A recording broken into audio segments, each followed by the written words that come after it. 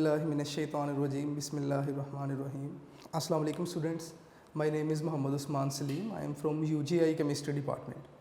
तो आज बेटे हम केमिस्ट्री का लेक्चर नंबर 9 देखेंगे। अच्छा, लेक्चर तो डेली हमारा चलता रहेगा, लेकिन स्टार्ट में वही कुछ बातें कि आपको पता है कि कोरोना चल रहा है, कोरोना की वजह से ही हम ऑनलाइन क्लासेस कर रहे हैं। तो बेटा घर पे रहिए, स्टडीज़ कीजिए, घर पे रहिए, सेफ़ रहिए और अपने घर वालों को भी सेफ़ रखिए, ठीक है। तो स्टार्ट करेंगे, हम अपने प्रीवियस लेक्चर को थोड़ा सा रिकॉल करेंगे और उसके बाद हम नेक्स्ट लेक्चर की तरफ आएंगे। लास्ट लेक्चर में हमने एनालिसिस, एम्पिरिकल फार्मूला और मॉलिक्यूलर फार्मूला के लिहाज से बात की थी। एनालिसिस क्या था, मैंने आपको बताया कि दो तरह का एनालिसिस है, एक आपके पास क्वालिटेटिव और दूसरा क्वांटिटेटिव। दोनों एनालिसिस क्या बताते हैं इसके ऊपर भी हमने डिस्कशन की कि क्वालिटेटिव एनालिसिस में हम आइडेंटिफिकेशन करेंगे एलिमेंट्स की, और क्वांटिटेटिव एनालिसिस में हम देखेंगे कि कौन से एलिमेंट का मैस कितना है। जब हमें एलिमेंट्स की आइडेंटिफिकेशन और मैसेज का पता चल जाएगा तो ऑब्वियसली हम कंपाउंड को रिकग्नाइज करने में, पहचानने में ज़रा और करीब हो जाएंगे, ठीक है। उसके बाद हमने एनालिसिस में ही डेफिनेशन सीखी परसेंटेज ऑफ एलिमेंट की, और इसका फार्मूला भी देखा। उससे रिलेटेड एग्जांपल थी, मैंने आपसे कहा था कि आप सॉल्व कीजिएगा, बल्कि इससे रिलेटेड आपका क्वेश्चन नंबर एक्सरसाइज में मेरा ख्याल 14-15 है, उसे भी आपने देखना है। नेक्स्ट हमने एम्पिरिकल फार्मूला स्टार्ट किया। एम्पिरिकल फार्मूला क्या था, हमने डेफिनेशन डिस्कस की कि सिंपलेस्ट फार्मूला जो कि किसी मॉलिक्यूल में मौजूद एटम्स के दरमियान सिंपलेस्ट होल नंबर रेशो बताएगा, उसे आपने एम्पिरिकल फार्मूला का नाम दिया। उसकी एग्जांपल्स भी हमने देखी। बेटे आज हम सीखने जा रहे हैं कि किस तरह हम एम्पिरिकल फार्मूला कैलकुलेट कर सकते हैं, ठीक है। तो अगर आप एम्पिरिकल फार्मूला कैलकुलेट करना चाहते हैं, मालूम करना चाहते हैं, डिटरमिन करना चाहते हैं, तो there are 4 steps to determine empirical formula of an unknown compound. और वो 4 स्टेप्स क्या हैं, मैं विदाउट वेस्टिंग टाइम उन 4 स्टेप्स को डिस्कस करूंगा। फर्स्ट ऑफ ऑल आप परसेंटेज ऑफ एलिमेंट्स मालूम करेंगे इन दैट गिवन कंपाउंड, जिसका एम्पिरिकल फार्मूला आपने मालूम करना है। तो फर्स्ट स्टेप आपके पास क्या है, कैलकुलेट या डिटरमिन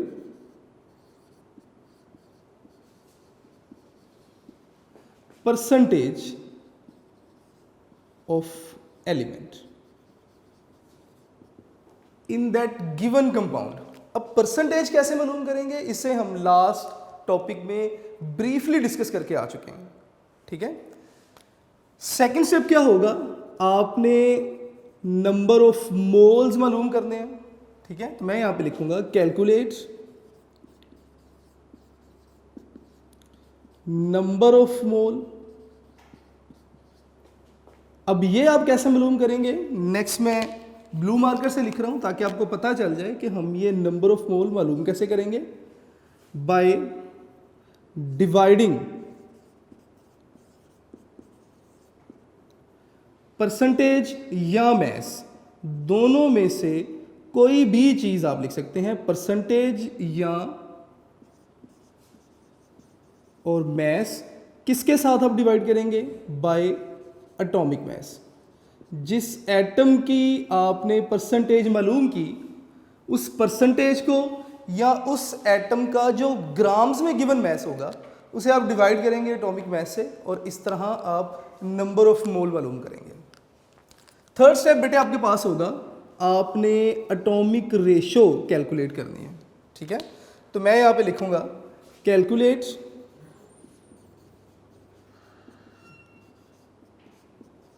एटॉमिक रेशो।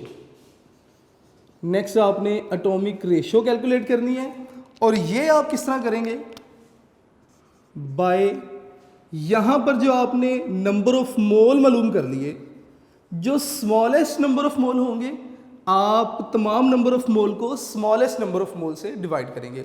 किस तरह ये चारों स्टेप हम यूटिलाइज करेंगे, नेक्स्ट एग्जांपल में सॉल्व भी करूंगा। फिलहाल आप इसे अच्छे तरीके से समझ लीजिए।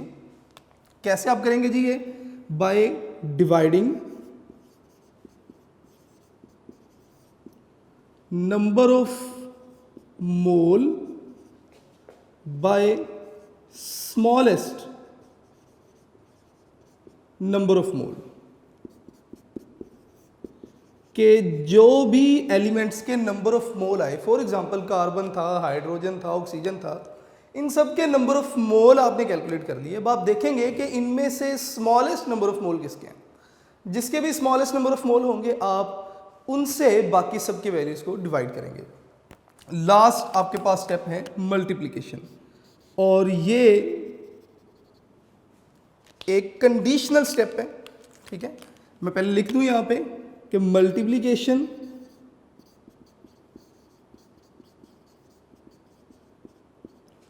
Bye a number. आपने परेशान नहीं होना, मैं इसकी एप्लीकेशन करूंगा, चीज़ें आपको साथ साथ क्लियर होती जाएंगी। अच्छा, ये कंडीशनल स्टेप है, मैं यहां पे लिख देता हूं कि इफ रिक्वायर्ड। रिक्वायर्ड कब है, रिक्वायर्ड कब नहीं है? अगर आपका आंसर फ्रैक्शन में होगा तो उस फ्रैक्शन को होल नंबर में लेके आने के लिए आप मल्टीप्लिकेशन करेंगे, और अगर आंसर ऑलरेडी होल नंबर है तो आपको मल्टीप्लिकेशन करने की ज़रूरत नहीं है। इसको समझने के लिए आप एग्जांपल देखिएगा नेक्स्ट पेज पे। एक अस्कॉर्बिक एसिड की बात करते हैं। वो कहते हैं जी अस्कॉर्बिक एसिड है, इसमें कार्बन है, हाइड्रोजन है, ऑक्सीजन है। कार्बन, हाइड्रोजन, ऑक्सीजन तीनों की परसेंटेज बता दी गई आपको। आपने क्या करना है, आपने अस्कॉर्बिक एसिड का एम्पिरिकल फार्मूला कैलकुलेट करना है।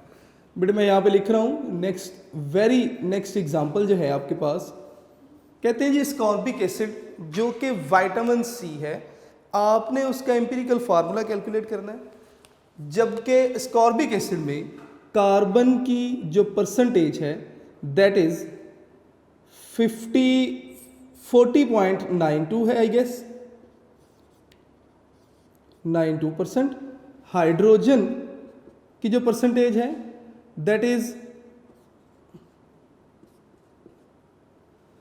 4.5 मेरा ख्याल 8 है, और इसी तरह जो ऑक्सीजन की परसेंटेज बता दी गई दैट इज 54.5।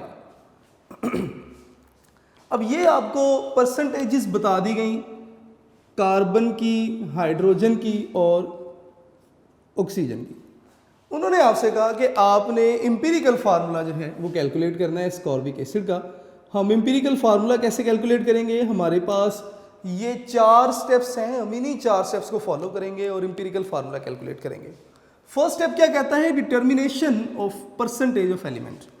अब अगर आप एग्जाम्पल की स्टेटमेंट देखें तो परसेंटेज तो ऑलरेडी उन्होंने बता दी कि कार्बन की परसेंटेज 40.92 है, हाइड्रोजन की परसेंटेज 4.58 है, ऑक्सीजन की परसेंटेज जो है वो 54.5 है। इसका मतलब फर्स्ट स्टेप जो है दैट इज ऑलरेडी सॉल्व्ड। तो मैं यहाँ पे टिक कर देता हूँ कि ये स्टेप तो ऑलरेडी हमें सोल्ड फॉर्म में मिला। नेक्स्ट स्टेप क्या है? अब आपने नंबर ऑफ मोल कैलकुलेट करने हैं, जिसे आपकी बुक ग्राम एटम लिखेगी या ग्राम मोल लिखेगी। आपने परेशान नहीं होना, अगर ग्राम एटम लिखा हो तो it means number of mole ही है। नेक्स्ट टॉपिक में हम इसी चीज़ के ऊपर डिस्कशन भी करेंगे। अब नेक्स्ट है जी आपके पास नंबर ऑफ मोल आपने कैलकुलेट करने हैं। तरीका क्या है? By dividing. किसके साथ आपने डिवाइड करना है? परसेंटेज को या मैस को? किसके साथ? एटॉमिक मैस के साथ। अब मैंने लास्ट भी आपसे बात की थी, मैंने आपसे कहा था कि बेटे परसेंटेज या मैस आप दोनों एक ही चीज़ कंसिडर करेंगे, क्योंकि percentage is always out from 100। तो अगर हमें एलिमेंट्स की परसेंटेज बता दी जाए तो हम कंपाउंड का मैस 100 कंसिडर कर लेते हैं। ठीक है, तो यहाँ पे अब हम next number of mole calculate करेंगे। तो नंबर ऑफ मोल के लिए मैं लिखूंगा जी कि नंबर ऑफ मोल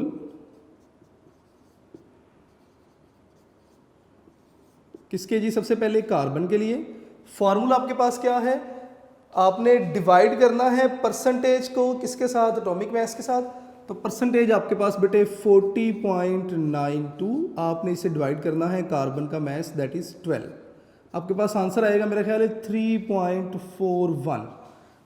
आप ज़रा आंसर को भी कंफर्म करते जाइएगा साथ साथ। नेक्स्ट अगर आप देखें तो परसेंटेज आप मालूम करेंगे किसकी? हाइड्रोजन की। तो मैं यहाँ पे लिखूंगा percentage of hydrogen, sorry number of mole of hydrogen. तो इसे रिमूव कर लेते हैं साथ साथ बेटे।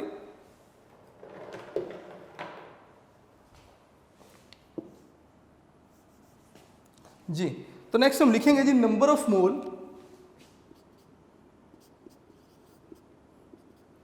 Of hydrogen. अब आपने हाइड्रोजन के नंबर ऑफ मोल कैलकुलेट कर लेने हैं। फार्मूला वही है कि हाइड्रोजन की परसेंटेज को हाइड्रोजन के मास के साथ आप डिवाइड करेंगे। तो हाइड्रोजन की परसेंटेज हमारे पास क्या है जी 4.58, ठीक है। आप इसको हाइड्रोजन के मास के साथ 1.008 के साथ आप डिवाइड करेंगे, आपके पास इसका भी आंसर आ जाएगा। नेक्स्ट आपके पास परसेंटेज ऑफ ऑक्सीजन आपने मालूम करनी है, sorry number of mole of oxygen. तो मैं number of mole of oxygen लिख रहा हूँ बेटे। ऑक्सीजन के मोल मालूम करने के लिए आप ऑक्सीजन की परसेंटेज को आप डिवाइड करेंगे किसके साथ जी, ऑक्सीजन के मास के साथ, विच इज 16। तो आपके पास आंसर सेम आएगा 3.41। आप कैलकुलेटर के ऊपर जो है वो हाइड्रोजन के लिए भी परसेंटेज का जो है वो आंसर देख सकते हैं बेटे, सॉल्व करके आप देखिएगा इसे। नेक्स्ट आपने करना क्या है, थर्ड स्टेप आपने एटॉमिक रेशो कैलकुलेट करनी है। एटॉमिक रेशो कैलकुलेट करने के लिए आप क्या करेंगे, आप तीनों के जो नंबर ऑफ मोल हैं, तो बात हो रही थी जी नंबर ऑफ मोल्स की, तो 4.54 आई गेस इसका आंसर होगा।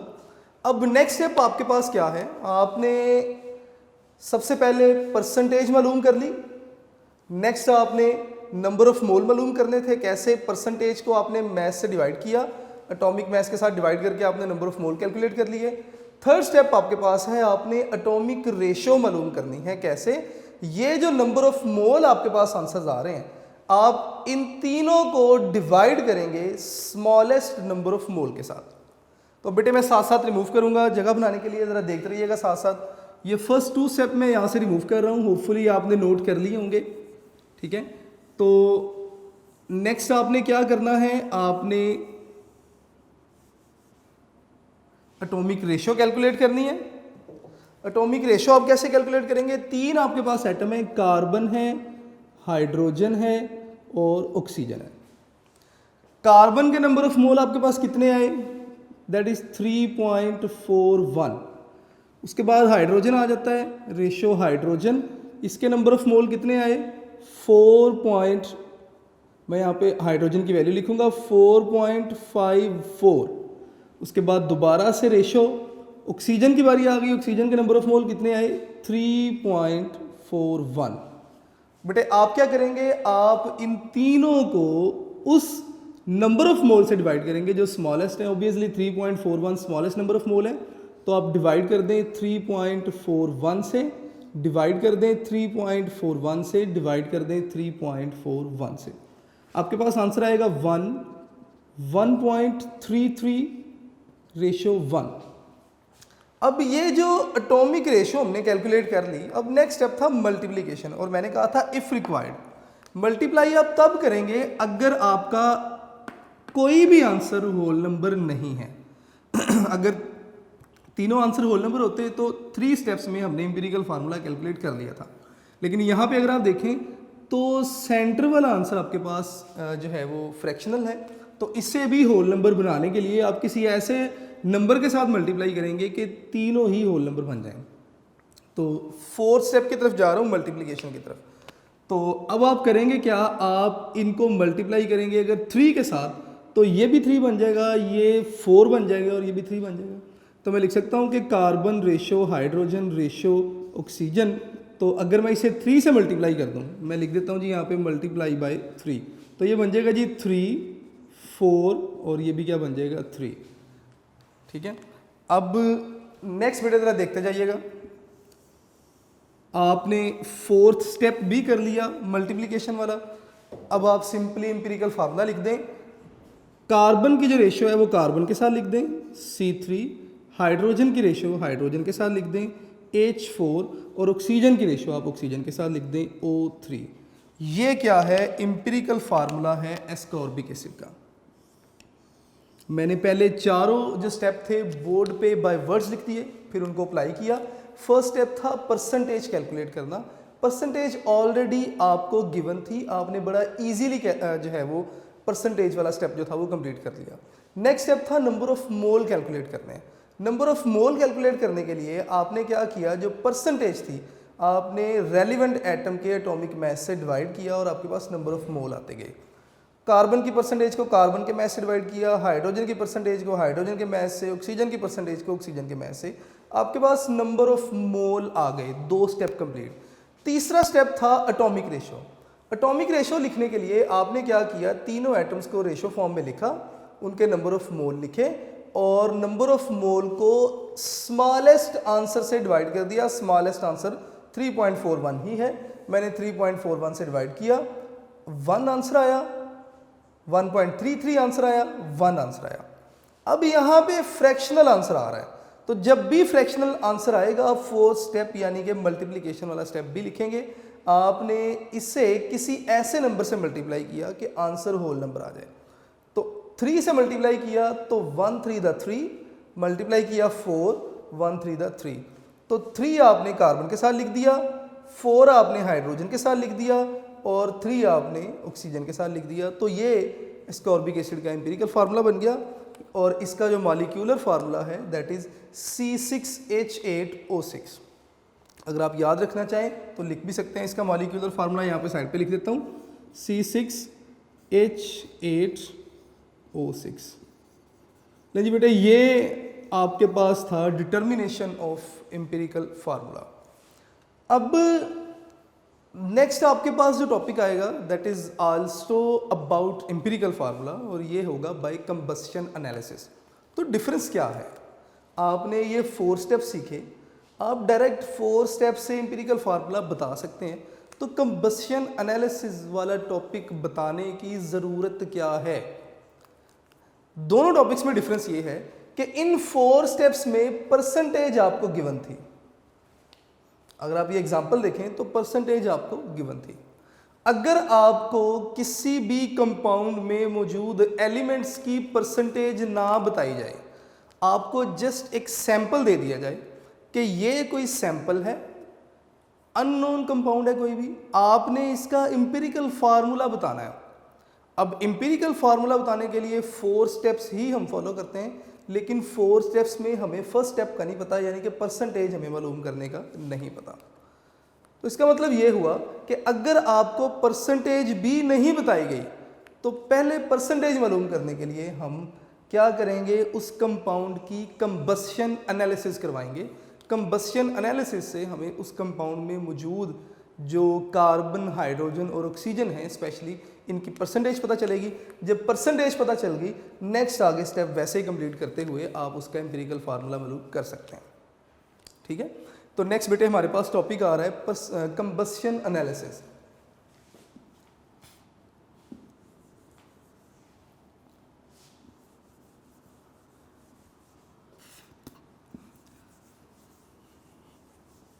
कंबस्शन एनालिसिस बड़ा इजी टॉपिक है। मोस्टली हम डायग्राम देख के परेशान हो जाते हैं, शायद पता नहीं इस टॉपिक में क्या है या समझना मुश्किल है। तो combustion analysis is one of the easiest topic in this chapter. मैं दोबारा ज़रा बात को रिपीट करते चलूँ। हम एम्पिरिकल फार्मूला मालूम कर रहे थे, हमने 4 स्टेप पढ़े एम्पिरिकल फार्मूला के लिए, percentage, number of mole, atomic ratio, multiplication. अब अगर परसेंटेज नहीं गिवन तो परसेंटेज को मालूम करने के लिए हमें कंबस्शन एनालिसिस जो है वो देखना पड़ेगा। तो नेक्स्ट टॉपिक है जी हमारे पास कंबस्शन एनालिसिस। मैं हेडिंग लिख रहा हूँ जी यहाँ पे,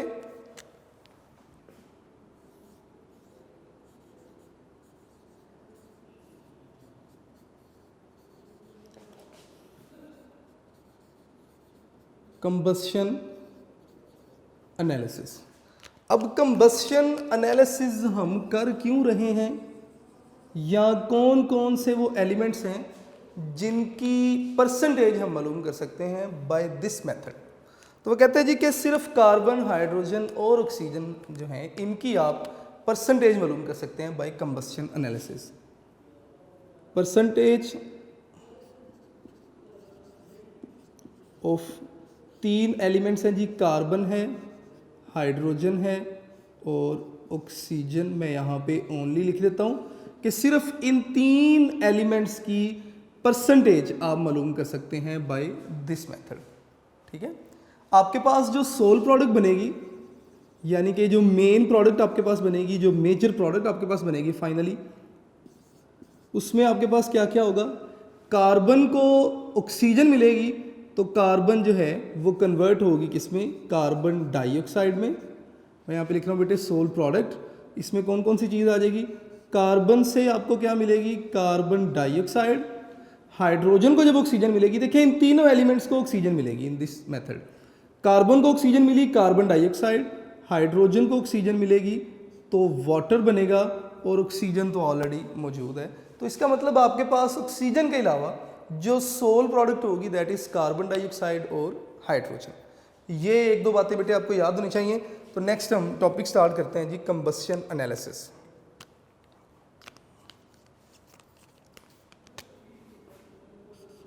हम एनालिसिस करेंगे किस तरह।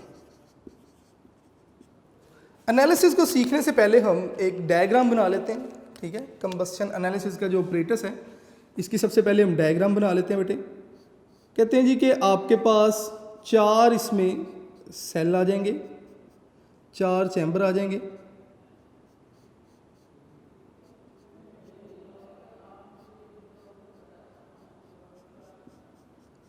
मैं उन चारों चैम्बर्स को बनाता हुआ चलता हूँ जी आगे साथ साथ।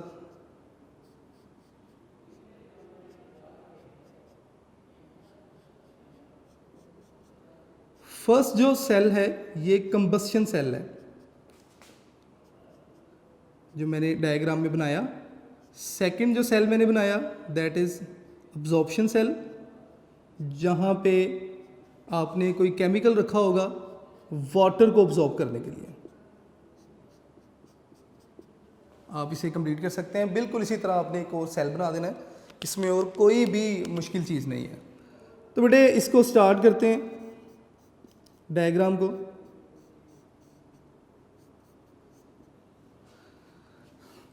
ये आपके पास इनलेट है, ज़रा साथ साथ डायग्राम को समझ लीजिएगा। ये आपके पास इनलेट है, यहाँ से हम उस सैंपल को इंट्रोड्यूस करवाएंगे जिसमें हमने कार्बन, हाइड्रोजन और ऑक्सीजन की परसेंटेज मालूम करनी है, ठीक है। यहाँ पे आपके पास कंबस्शन होगी। नेक्स्ट ये आपके पास सेल है जिसमें मैग्नीशियम परक्लोरेट मौजूद है। इसमें बेटे मैग्नीशियम परक्लोरेट मौजूद है, MgClO4 whole twice. Magnesium perchlorate का काम क्या है, ये रिएक्शन के दौरान बनने वाले वाटर को अब्जॉर्ब करेगा। उसके बाद अगर आप नेक्स्ट सेल में आ जाएं तो यहाँ पे 50% KOH मौजूद है। मैं यहाँ पे लिख देता हूँ 50% KOH। KOH क्या करेगा, कार्बन डाइऑक्साइड को अब्जॉर्ब करेगा। और यहाँ पे अगर कोई दूसरी इम्प्योरिटीज हैं तो वो एज इट इज आपको मिल जाएंगे। ये जस्ट डायग्राम है, मैं साथ साथ लिखता जाऊंगा, साथ साथ हम डायग्राम को डिस्कस भी करते जाएंगे। अब फॉर एग्जांपल आपको कोई अननोन कंपाउंड दे दिया गया और आपसे कहा कि बताइए कि इस कंपाउंड में कार्बन, हाइड्रोजन और ऑक्सीजन की परसेंटेज क्या है। तो सबसे पहले उस सैंपल में से आप थोड़ा सा वेट सैंपल लेंगे मिलीग्राम्स में, यानी कि जो आप सैंपल लेंगे आपको उस सैंपल का मैस पता होगा कि आपने कितने मिलीग्राम सैंपल लिया, और उस सैंपल को आप कंबस्शन ट्यूब में फिट कर देंगे। तो मैं यहाँ पे लिख देता हूँ कि ये प्रोसेस आप कंप्लीट किस तरह करेंगे। आप लिखेंगे कि वेड अमाउंट, यानी कि आपको पता है कि आपने कितना सैंपल लिया। Weighed amount of sample placed in combustion tube.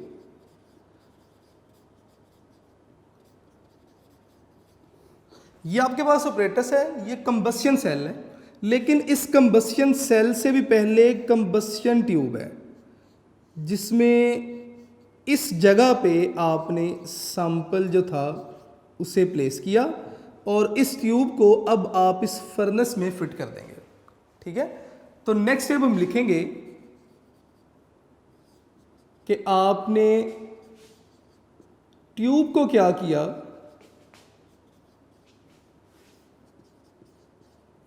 Furnace में आपने इंट्रोड्यूस करवा दिया, फिट कर दिया। अब कंबस्शन करवानी है, कंबस्शन हमेशा ऑक्सीजन की मौजूदगी में होगी। तो नेक्स्ट स्टेप आपके पास क्या होगा, आप ऑक्सीजन सप्लाई करेंगे, सप्लाई ऑफ ऑक्सीजन। किस पर्पस के लिए, कंबस्शन के लिए। अब कंबस्शन होगी, कार्बन, हाइड्रोजन और ऑक्सीजन है, कार्बन जलेगी ऑक्सीजन की मौजूदगी में और ये कन्वर्ट होगी किसमें, कार्बन डाइऑक्साइड में। इसका मतलब आपके पास कार्बन डाइऑक्साइड बनेगी, हाइड्रोजन जलेगी तो हाइड्रोजन का ऑक्साइड यानी कि वाटर बनेगा और ऑक्सीजन भी बनेगा, जिससे हम कैसे मालूम करेंगे उससे भी डिस्कस करेंगे। तो सबसे पहले हम यहाँ पे लिखेंगे कि कार्बन जो है ये किस में कन्वर्ट हुआ, कार्बन डाइऑक्साइड में, और इस कार्बन डाइऑक्साइड को अब्जॉर्ब करने के लिए हमारे पास 50% KOH मौजूद है। तो मैं यहाँ पे लिख देता हूँ कि 50% KOH जो है वो कार्बन डाइऑक्साइड को अब्जॉर्ब करेगी। इसी तरह हाइड्रोजन कन्वर्ट होगी किसमें, वाटर में, H2O में, और इस H2O को अब्जॉर्ब करने के लिए हमारे पास क्या है जी, मैग्नीशियम पर क्लोरेट है। मैं यहाँ पे लिख रहा हूँ MgClO4 होल ट्वाइस, मैग्नीशियम पर क्लोरेट। होगा क्या, कार्बन डाइऑक्साइड प्रोड्यूस हुई, वाटर बना। यहाँ पे मैग्नीशियम पर क्लोरेट क्या करेगा, ये वाटर को अब्जॉर्ब कर लेगा। ठीक है, अब वाटर सारा यहाँ पे अब्जॉर्ब हो गया, पीछे कार्बन डाइऑक्साइड मौजूद है। नेक्स्ट सेल में जब कार्बन डाइऑक्साइड आएगी तो कार्बन डाइऑक्साइड को KOH जो है वो अब्जॉर्ब कर लेगी। अब अक्सर डायग्राम बनाते हुए मैं भूल जाता था कि कार्बन डाइऑक्साइड को कौन अब्जॉर्ब करेगा और वाटर को कौन अब्जॉर्ब करेगा। तो मैंने इस तरह याद रखा कि कार्बन डाइऑक्साइड B काफ से शुरू होता है और KOH भी, तो सेम लेटर जो है वो एक दूसरे को अब्जॉर्ब करेंगे। ठीक है, तो 50% KOH कार्बन डाइऑक्साइड को अब्जॉर्ब करेगा और वाटर को MgClO4। लेकिन आपने लिखते हुए ख्याल रखना है कि वाटर वाला सेल पहले होगा और कार्बन डाइऑक्साइड वाला सेल बाद में होगा। यहाँ पे MCQ के लिहाज से एक दो बातें बताता जाऊँ कि ये जो चेंज आ रहा है यहाँ पे, ये आपके पास फिजिकल चेंज है। मैं यहाँ पे लिख देता हूँ कि ये फिजिकल चेंज होगा, और ये जो रिएक्शन होगा, कार्बन डाइऑक्साइड और वाटर मिलेंगे, सॉरी KOH मिलेंगे, ये आपके पास केमिकल चेंज होगा। क्यों, क्योंकि कार्बन डाइऑक्साइड एसिडिक है, KOH बेसिक है, एसिड बेस मिलेंगे, न्यूट्रलाइज हो जाएंगे और आपके पास प्रोडक्ट बन जाएगी।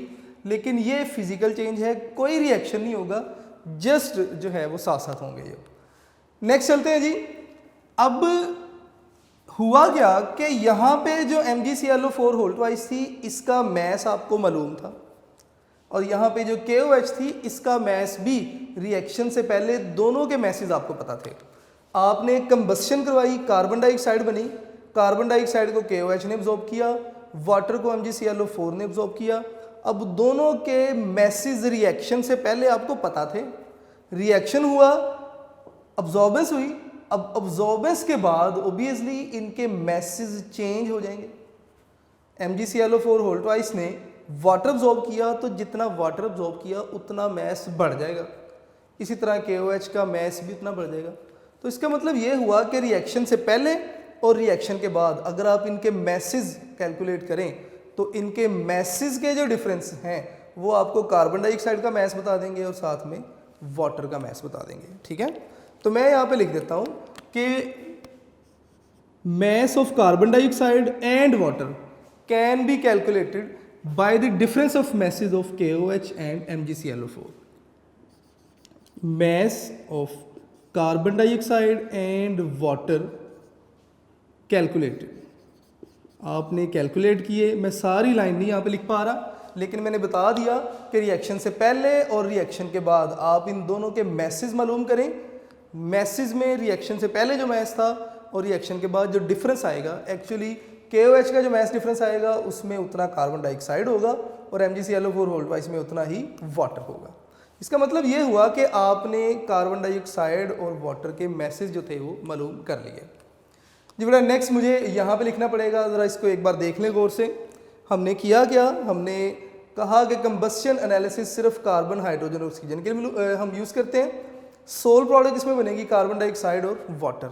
मैंने डायग्राम बताई आपको, 4 स्टेप्स में डायग्राम बताई, जिसमें ये सबसे पहले कंबस्शन सेल था, फिर उसके बाद वाटर अब्जॉर्बर सेल था जिसमें MgClO4 होल ट्वाइस मौजूद था, कार्बन डाइऑक्साइड अब्जॉर्बर सेल था जिसमें 50% KOH मौजूद था, और उसके बाद अदर इम्प्योरिटीज़ के लिए किस तरह रिएक्शन हुआ मैं साथ साथ लिखता गया। मैं फाइनल में लास्ट में एक बार दोबारा फिर इसे रिवाइज कर दूंगा।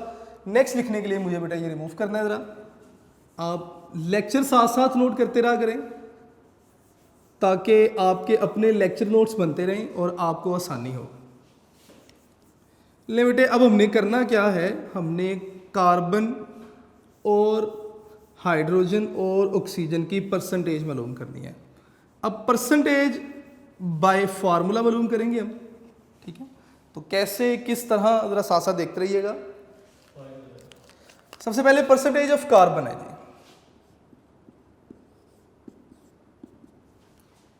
किस तरह हम मालूम करेंगे कि यहाँ पे जो आपने मैस ऑफ कार्बन डाइऑक्साइड मालूम किया वो मैं यहाँ पे लिख रहा हूँ जी कि mass of carbon dioxide by वो कंपाउंड जिसमें आप कार्बन की परसेंटेज मालूम कर रहे थे। तो आप लिखेंगे जी मैस ऑफ कंपाउंड। ये मैस ऑफ कंपाउंड कौन सा है, एनालिसिस के स्टार्ट में मैंने आपसे कहा कि ये जो कंपाउंड जिसमें आपने कार्बन हाइड्रोजन ऑक्सीजन मालूम करनी है इसका आप वेट मैस लेंगे, और ये वो वेट मैस है, वेट अमाउंट है इसकी, ठीक है। उसके बाद आप इसे मल्टीप्लाई करेंगे जी किससे, कार्बन डाइऑक्साइड का मैस या mess of carbon 12 by mass of carbon dioxide, और आप इसे मल्टीप्लाई कर देंगे किससे जी, 100 से। तो बेटे इस तरह आप परसेंटेज मालूम कर सकते हैं जी किसकी, कार्बन की। नेक्स्ट अगर आप देखें तो परसेंटेज ऑफ हाइड्रोजन आपने कैलकुलेट करनी है। सेम फार्मूला मैं यहाँ पे लिखूंगा, परसेंटेज ऑफ हाइड्रोजन। ये आप किस तरह मालूम करेंगे, हाइड्रोजन से वाटर बना था तो मैं यहाँ पे लिखूंगा मैस ऑफ वाटर, और ये आपको कैसे पता चला, ऑब्वियसली MgClO4 के मैस डिफरेंस से। रिएक्शन से पहले अगर MgClO4 का मैस 0.5 ग्राम था लेट्स से, और रिएक्शन के बाद 0.6 हो गया, तो 0.1 का डिफरेंस आया, तो इसका मतलब 0.1 इसमें वाटर है, ठीक है, फॉर एग्जांपल। नेक्स्ट आप लिखेंगे जी बिल्कुल वैसे ही, मैस ऑफ कंपाउंड मल्टीप्लाई आप करेंगे जी किससे, हाइड्रोजन का mass that is 1.008 divided by water का मैस दैट इज 18, और आप इसे मल्टीप्लाई कर देंगे किससे जी, 100 से। ले बेटे इस तरह आपने हाइड्रोजन का भी मैस मालूम कर लिया, और फाइनली आपने ऑक्सीजन के लिए देखना है। इसे आप ज़रा 2.016 लिख लें, ये हाइड्रोजन H2 के लिए है। नेक्स्ट आप ऑक्सीजन की परसेंटेज मालूम करेंगे, परसेंटेज ऑफ ऑक्सीजन, और यहाँ पर ऑक्सीजन के लिए कोई वैल्यू गिवन नहीं थी, तो ऑक्सीजन की परसेंटेज मालूम करने के लिए हम डिफरेंस मेथड मालूम करेंगे, मेथड ऑफ डिफरेंस मालूम जो है वो अप्लाई करेंगे। ये किस तरह होगा, परसेंटेज हमें पता है बेटा हमेशा 100 में से है, तो 100 में से अगर आप माइनस कर दें कार्बन और हाइड्रोजन की परसेंटेज को, तो ऑब्वियसली जो बाकी बचेगा वो ऑक्सीजन के लिए होगा। तो मैं यहाँ पे लिखूँगा percentage of carbon plus percentage of hydrogen. अगर आप कार्बन और हाइड्रोजन की परसेंटेज को 100 में से माइनस करेंगे तो बाकी 100 में जो वैल्यू बचेगी वो ऑक्सीजन की परसेंटेज होगी। तो इस तरह बेटे आप परसेंटेज मालूम कर सकते हैं। दोबारा आज का जो काम हमने किया मैं फाइनली बताता चलूँ। हमने एम्पिरिकल फार्मूला की कैलकुलेशन सीखी। मैंने कहा जी 4 स्टेप हैं। पहला स्टेप परसेंटेज, दूसरा स्टेप नंबर ऑफ मोल, तीसरा step atomic ratio, fourth step multiplication. अब वो किस तरह मैंने एग्जांपल भी सॉल्व की, बताया भी आपको। फिर मैंने कहा जी कंबस्शन एनालिसिस आप कब इस्तेमाल करेंगे अगर परसेंटेज आपको नहीं गिवन। तो सबसे पहले आप परसेंटेज मालूम करेंगे और उसके बाद नेक्स्ट आप चलते जाएंगे। कंबस्शन एनालिसिस किस तरह जो है वो आप यूज़ करेंगे या किस तरह मैंने सारा सिखाया आपको। उसके आपने वेट अमाउंट ऑफ सैंपल ली, उसके बाद आपने उसको कंबस्शन ट्यूब में प्लेस कर दिया, फिर आपने कंबस्टन ट्यूब को आपने फर्नेस में रखा, ऑक्सीजन की सप्लाई की, कार्बन जली और कार्बन डाइऑक्साइड में कन्वर्ट हुई जिसको 50% KOH ने एब्जॉर्ब किया, हाइड्रोजन जली वाटर में कन्वर्ट हुई 50 MgClO4 ने एब्जॉर्ब किया, और आपने इन दोनों के मैसेज, इनके मैसेज आपने रिएक्शन से पहले और बाद में नोट किए, और इनके मैसेज में जो डिफरेंस था वो बेसिकली कार्बन डाइऑक्साइड और वाटर का मैस बता रहे थे। फिर आपने कार्बन की परसेंटेज के लिए कार्बन का फार्मूला यूज़ किया, हाइड्रोजन के लिए ये फार्मूला, और ऑक्सीजन के लिए आपने डिफरेंस मेथड यूज़ किया। बेटा इसके साथ ही एग्जाम्पल है, वो आपका टास्क है, आपने उसे सॉल्व करना है। तो इम्पॉर्टेंट टॉपिक था, आप इसे अच्छे तरीके से देखिएगा, और कोई प्रॉब्लम हुई तो बेटे आप कमेंट कर सकते हैं। तो ये आज का टॉपिक था, इसे अच्छी तरह प्रिपेयर कीजिएगा, अपने लेक्चर नोट्स बनाइएगा बेटे, अपने घर पे रहें, stay home and stay safe. Thank you बेटे।